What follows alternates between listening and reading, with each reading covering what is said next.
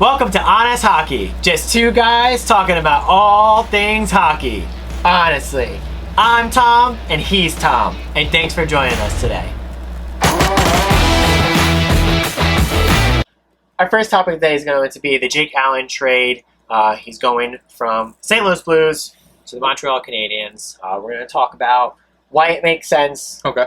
Why it kind of doesn't make sense. But I kind of want to talk about why it doesn't make sense, and then we're going to kind of go into why it does. Okay. So, what do you think?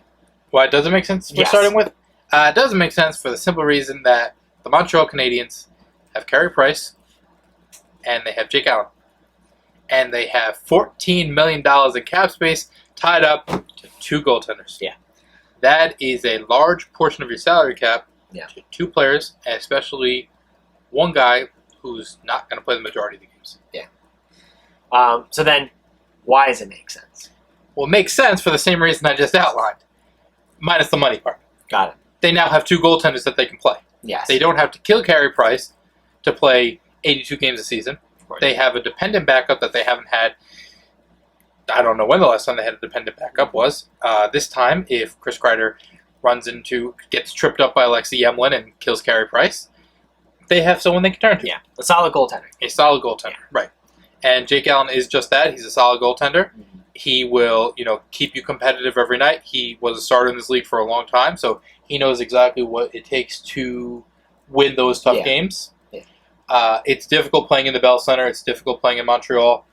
We'll see how he adapts to that. It's a little bit different of an environment than playing in St. Louis. Yeah. But again, he did just come off of a cup-winning team. Yeah, so I kind of want to pause on the Montreal side, and I kind of want to go back to the side of the shortened season. Okay. So we're going to put it on the back burner right now. But why did it make sense for the Blues to kind of trade Jake Allen? I'm so glad you asked that. Because everybody knows I'm a Benny Lever. If you don't know what a Benny Lever is, it is a believer in Jordan Binnington. I, hot take, thought he should have won the Calder last year. Okay. He came up midway through the season. Blues were in last place. Miraculous run. Led them through the regular Amazing season, run. through the playoffs, won the cup. Elias Pettersson, I don't think you did that. Sorry, I know you were great, but Jordan Binnington won the cups, won the Blues the cup. Yeah. Pretty much single-handedly. Yeah. Brought them back. Benny Lever. Anybody who wants to join the Benny Levers, DMs are open. I'll explain to you everything you need to know. It's a fun group to be in. Yes. We worship Jordan Binnington. Back to your question. Yeah. So Blues then, get to free up cap space. yes. Jake Allen's making 4.4 million, something around there. They get some much-needed cap space so they can re-sign their captain, Alex Pietrangelo, also known as Pietrangelo. Yes. And like I said, more starts for Jordan Binnington. He doesn't have to look over his shoulder and be like, oh, is Jake Allen going to come in if I start having a few bad games, which happened in the postseason this year. The Blues really did this as a cap space maneuver because they really need to try and re-sign their captain. Yeah. So then, let's go back to the shortened season now. Okay. Why it makes total sense for Montreal to have a backup as Jake Allen.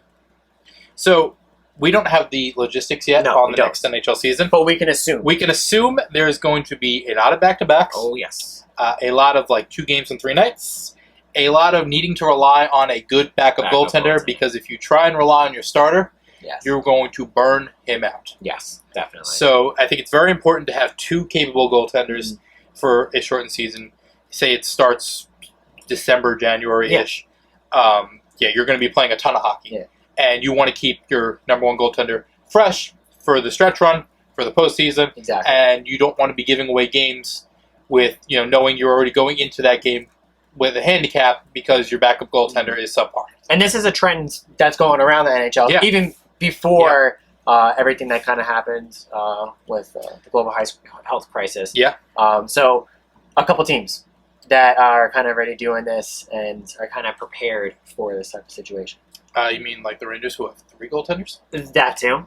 Maybe we can add another team to this list, because the Rangers are going to have to get rid of one of their goaltenders, and maybe a team also sees that they need a capable backup goaltender, and they can trade for one. Boston, we just saw in the playoffs, their goaltending depth with Tuukka and Halak. Yep, their goaltending depth got tested. The Islanders, again, kind of in the same boat as Rangers, have 3 good goaltenders in Grice, Varlamov, and Sorokin. Yeah. And the Caps have Holtby and Samsonov. Definitely. So, apparently the going thing is to have 1 Russian goaltender and 1 non-Russian goaltender and play in the East. Most likely the Metro. The Metro has great goaltending. Yes. It'll be wild to see how the Metro stacks up in this shortened season because there's so many good teams with so many good young goalies. Yeah. I mean, we mentioned, we went through Igor, Samsonov, Sorokin, not to mention Carter Hart's also in the Metro. There's a lot of great goaltending in the Metro, and a lot of these teams have the 2 goaltender situation, so the Metro will be a fun division to see. It just made sense one way or another for the Blues and Montreal to do this trade, and it just kind of worked out with everything kind of going on. It's gonna kind of yeah, like it's not ideal to have $14 million in 2 goalies, but I think it might make sense. Yeah, I don't know what they do beyond this season, but for this season, it definitely makes sense to have 2 capable goaltenders. Yep. I think our next topic of discussion should be the Carter Hart controversy that happened in the Islanders game. What do you think? Is it a penalty? Is it not a penalty?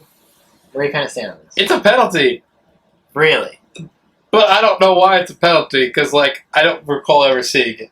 Let us know in the comment section below if you know the play we're talking about, where Carter Hart basically caught the puck out of midair behind the net, and then just, scoot his way back to his crease to drop the puck. Let us know in the comments if you've seen that before. I think it's penalty. I think by the letter of the law it's penalty. But, I don't know, something feels weird about it. It's just a weird play. It's a weird play. I personally feel like it shouldn't have been it wasn't, but... No, it was. But it wasn't. Carter Hart got warned about a penalty. Yes. I feel like if he fully dead stop, takes the puck, drops him, and he goes to his knees, it's a penalty. I think if he's stopping it and he's moving it to his crease, it shouldn't be a penalty. So what if he caught the puck and then just decided to skate wherever he wanted to? Well, you can't. Well, you can't. You had your little area. He skated from behind the net, and he's like, I hope no one notices. Oh, look, I found a puck in my glove. I hope nobody notices. And then Andy Green noticed. He was like, rah, rah, rah, rah. Yeah. And but what kind of blew me away in this play is no one kind of really got upset. No. It was just kind of like, you can even see in the ref even kind of just points to the top of the circle, and it was just like, that's it. We're continuing play. And there was a small conversation between Andy. He goes to Carter Hart. He's like, "You can't do that. You can't do that." And then that was it. Yeah. But and then Keith Jones on the broadcast is like, "That's a penalty. Yes. That's a penalty." Yeah. And I'm like, "What's a penalty? What happened? What are we talking about? Yeah. Huh?" No one noticed. No one noticed, and I don't think they should be so hurt on it. It was an innocent play. I don't know if that happened to one of our teams. Yeah. I don't think we'd be very happy. Maybe we wouldn't even notice it at first, but I'd be like, it says in the rule book right here to call a penalty, delay of game penalty on that play. And you go as a ref, and you go and warn him that it's a penalty, but don't actually call the penalty. I see your point. What could have made this worse is if they won the game on that. Yes. Obviously, if it was that, I think, obviously, because it wasn't, it's kind of a wash. It's not a big deal. Right. But I mean, you could argue that the Isles huge. could have gotten the power play, and then they could have scored on the power play and won the game. They won the game. Yeah, exactly. Thanks for watching this episode of Honest Hockey. Give us a like if you enjoyed, and don't forget to cross-check that subscribe button. I'm Tom. He's Tom. We'll catch you next time.